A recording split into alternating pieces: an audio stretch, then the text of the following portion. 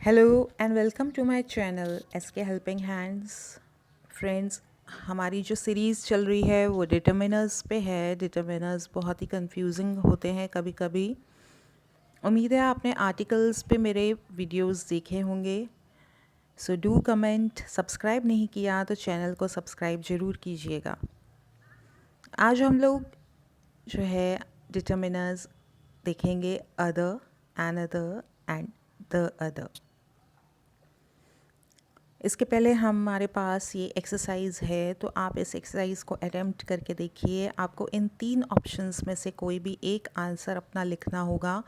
तो आप इसको अटेम्प्ट करके देख लेते हैं हम कि हमारे को कितना प्रैक्टिस की और नियम जानने की आवश्यकता है।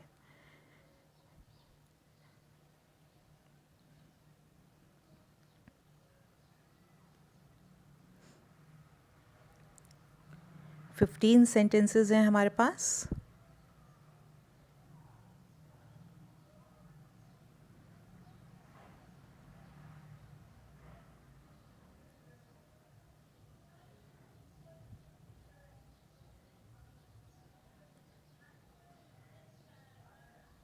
आप यहाँ पे वीडियो को पॉज करके और इसको वापस से देख सकते हैं।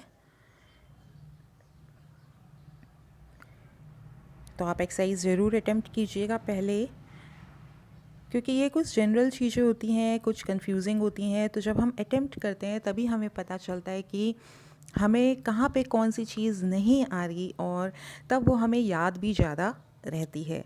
तो आप एक्सरसाइज ज़रूर अटेम्प्ट कीजिएगा। चलिए अब हम रूल्स देखते हैं। अदर एंड अदर का सबसे पहले रूल देखेंगे हम।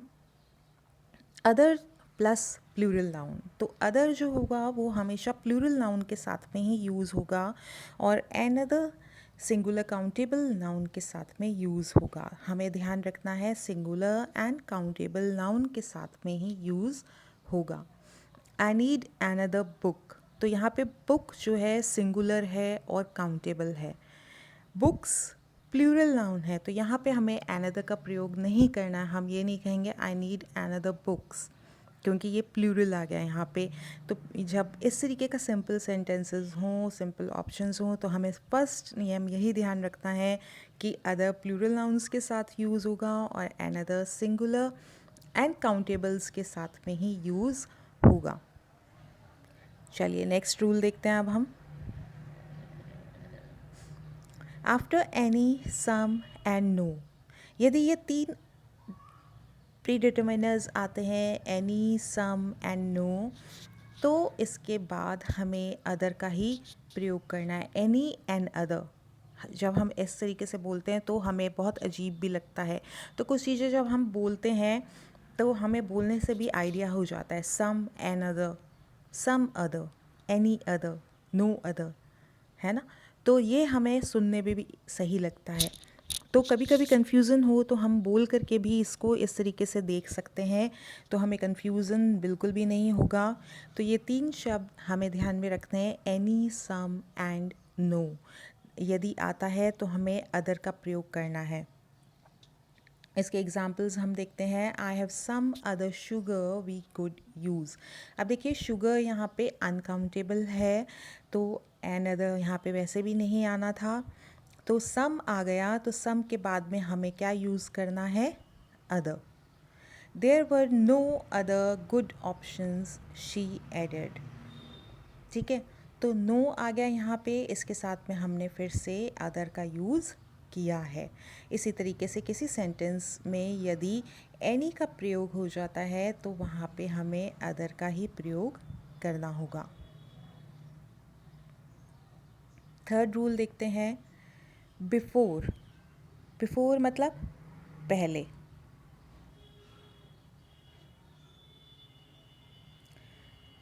Before a number of few, couple of plus plural noun we can use another. अब देखिए हमारा रूल था सबसे पहला कि सिंगुलर नाउन है तब हमें अनदर का प्रयोग करना है।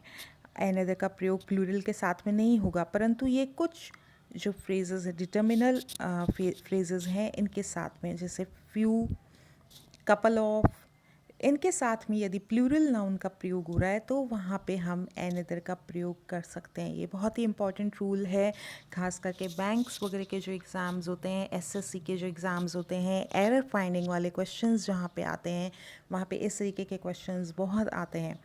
तो वो लोग इस नियम को बहुत ध्यान से देखेंगे। The burning was likely to last another few weeks, यहाँ पे फ्यू का प्रयोग हो गया तो हमने एनदर का प्रयोग करना है। तो हमें ध्यान में रखना है फ्यू, कपल ऑफ, और उसके बाद में प्लूरल यदि नाउन का प्रयोग हो रहा है तो हमें एनदर का प्रयोग करना है। Another few weeks, another couple of weeks, another 10 minutes. Let it bake for another 10 minutes.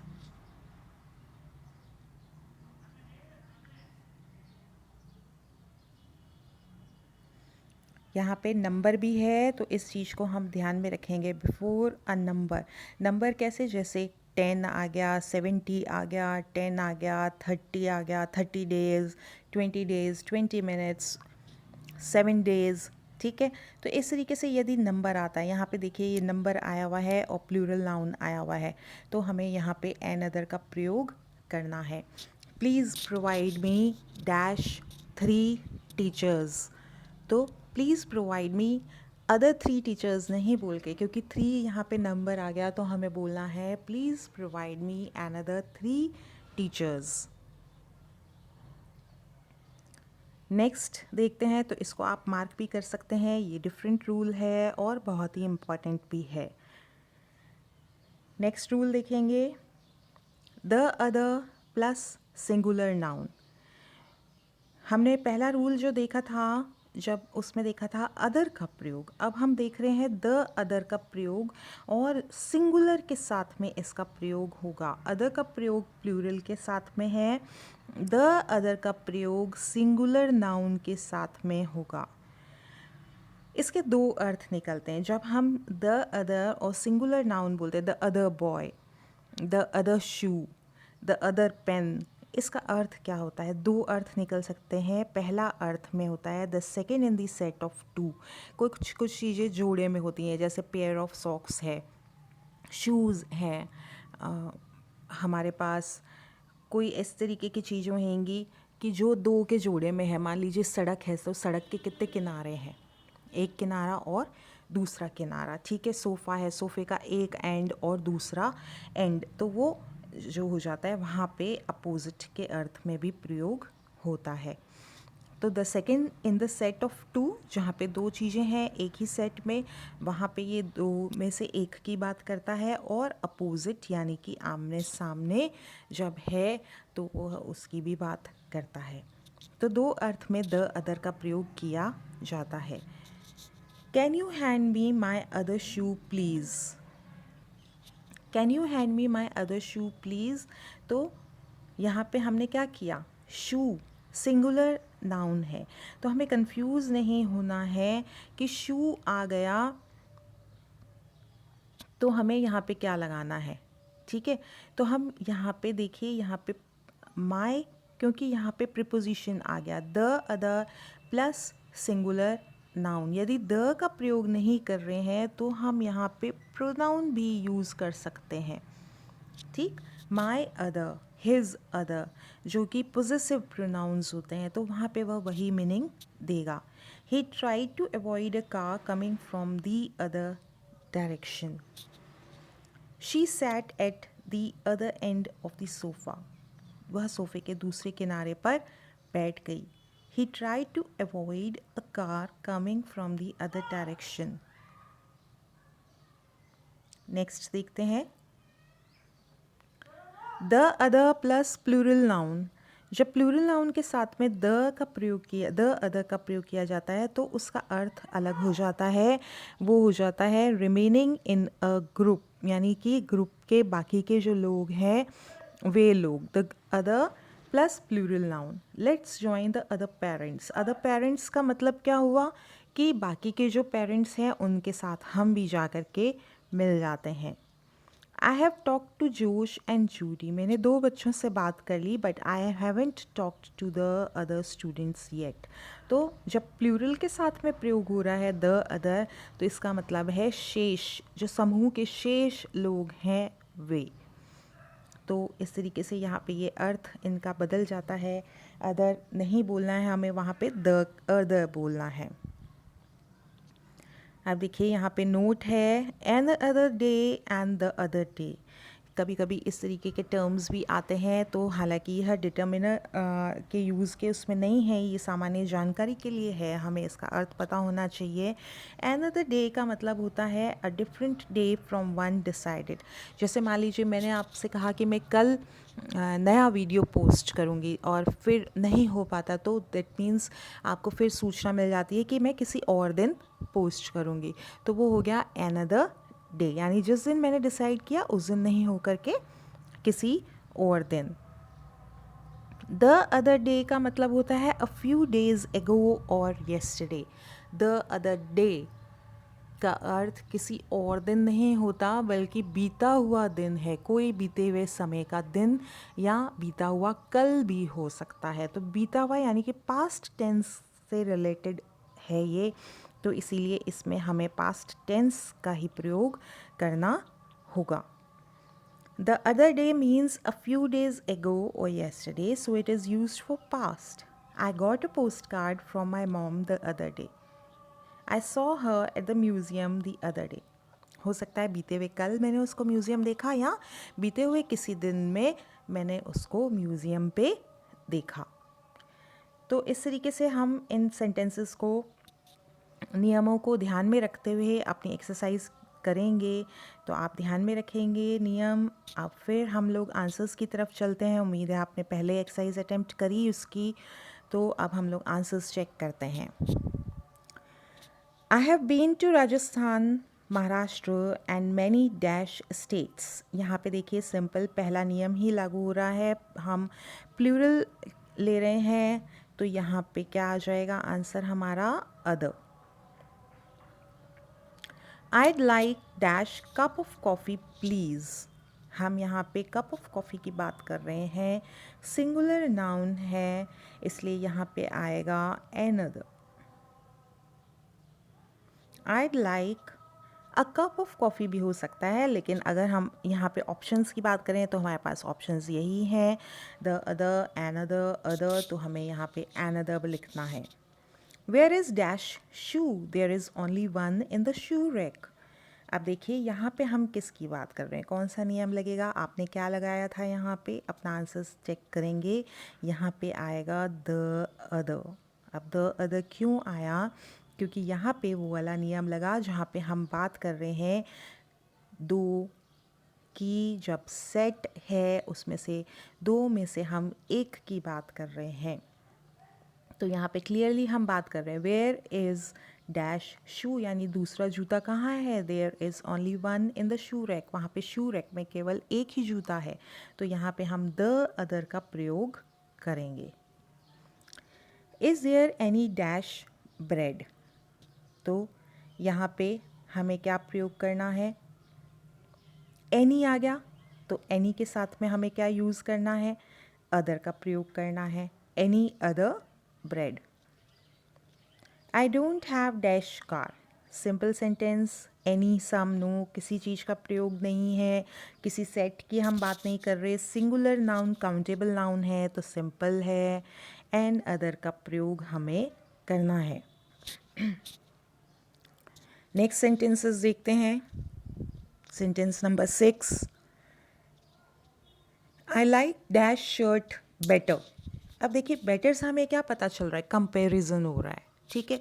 तो जब हम कंपैरिजन कर रहे हैं तो हम दो के बीच में ही कंपैरिजन कर रहे हैं, तो यहाँ पे हम दो की बात कर रहे हैं, कंपैरिजन दो से उसमें तो होगा नहीं, कम में एक शर्ट का तो कंपैरिजन होगा नहीं, तो हमें यहाँ पे जब हम दो की बात कर रहे हैं तो हमें यहाँ पे प्रयोग करना होगा the other.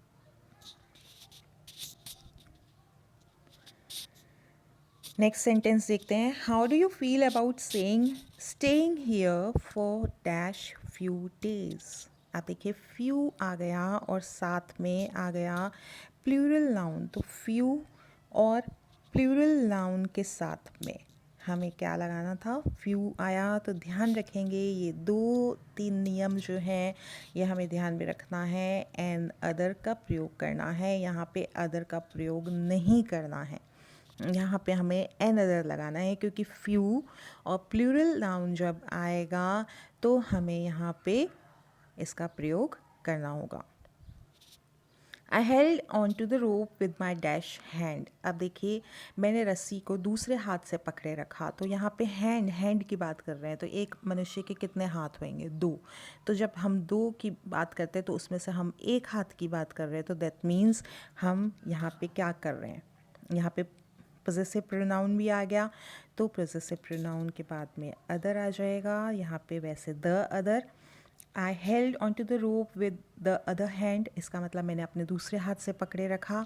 I held on to the rope with my other hand, my possessive pronoun. तो दोनों ही आंसर सही हैं। यदि पोजेसिव लगा हुआ है तो हमें यहाँ पे वही प्रयोग करना है।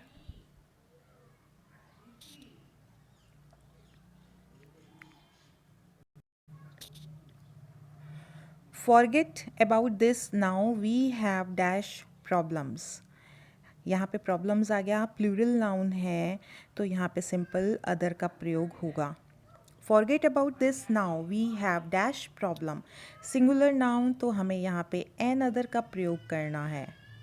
In dash 20 years my laptop is going to be obsolete. यहाँ पे नंबर आ गया तो नंबर के साथ में एन अदर का प्रयोग हमें करना होगा। आई will come by dash time. Time यहाँ पे क्या आ जाएगा, एन अदर का ही प्रयोग होगा, another time. I will come by some dash day. Some आ गया यहाँ पे तो यहाँ पे अदर का प्रयोग होगा। We stayed until all dash guests had gone home. All और प्लूरल आ गया यहाँ पे तो यहाँ पे आएगा the other, all the other guest, यानी कि बाकी के शेष जो रिमेनिंग गेस्ट थे वे। We have no dash idea. अब देखिए यहाँ पे क्या आ जाएगा, यहाँ पे नो आ गया तो अदर का प्रयोग होएगा, नो अदर आइडिया। तो उम्मीद है आपने रूल्स देखे, रूल्स आपको क्लियर हुए होंगे। आप वीडियो को ज़रूर वापस देखिएगा और लाइक और कमेंट ज़रूर कीजिएगा। Okay, thank you so much and have a good day and good luck for your exams.